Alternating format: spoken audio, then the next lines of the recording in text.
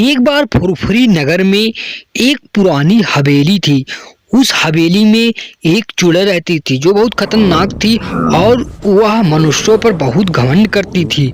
और जब रात का समय हो जाता, जब फुरफुरी नगर वाले सो जाते, तब वह रात के समय अपने हाथ में तलवार लेकर आदमी को ढूंढने के लिए निकल पड़ती और गांव में जाकर पहुंचकर आदमी को ढूंढने लगती है। और क्या करती है, अपना रूप बदल लेती है और एक बूढ़ी का भेष बना लेती है। तब कहती है, अरे मुझे कुछ खाने को दे दो, मैं बहुत दिन से भूखी हूँ, प्लीज मुझे कुछ खाने को दे दो।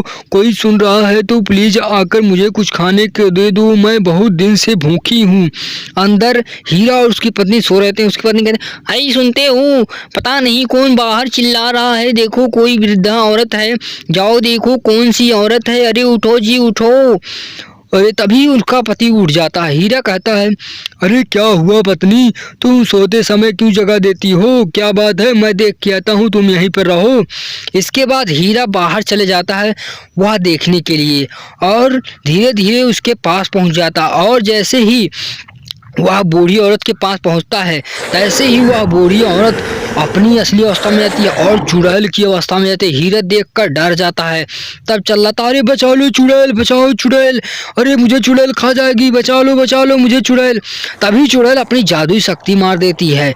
जादुई शक्ति लगने के कारण क्या होता है कि हीरा वहीं बेहोश हो जाकर जमीन पर तुरंत गिर पड़ता है। और चुड़ैल क्या करती है, हीरा को अपने साथ अपने हाथों में उठाकर वहां से लेकर चली जाती है।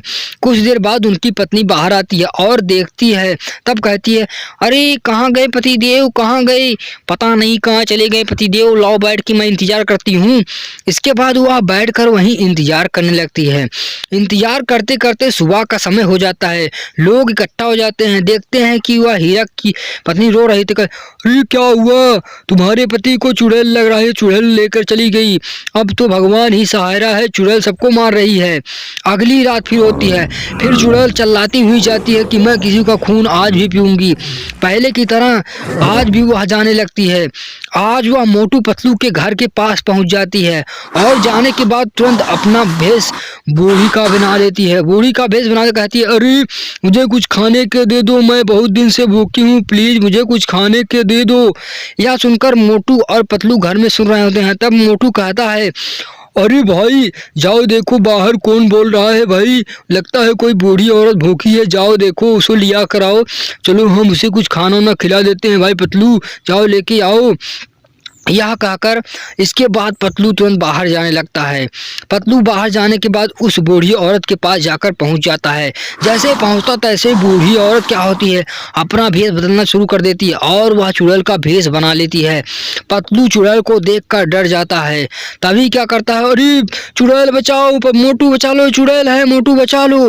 तभी चुड़ैल क्या करती है, अपनी जादुई शक्ति पतलू के ऊपर मार देती है।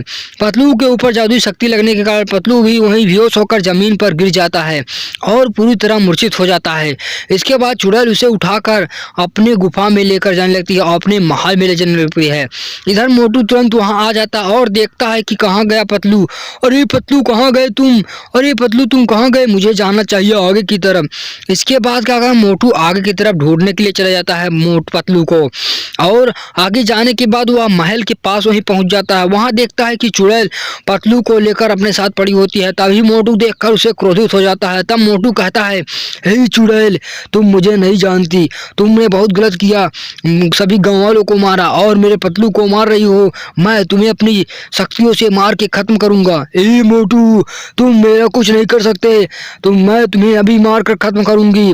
मैं मनुष्यों को बहुत घृणा करती हूँ और अभी तुम्हें मार कर खत्म करके पतलू को दोनों को साथ में लेकर खाऊंगी। इसके बाद मोटू और चुड़ैल में जबरदस्त लड़ाई हो जाती है। उधर शक्ति सुआ मारता है, इधर शक्ति ए मारती है। लास्ट में क्या होती है, अंत में चुड़ैल ही जलकर राख होने लगती है। मोटू अपनी जादुई शक्ति जलाकर चुड़ैल को राख कर देता है और पतलू तुरंत वहां जिंदा हो जाता है।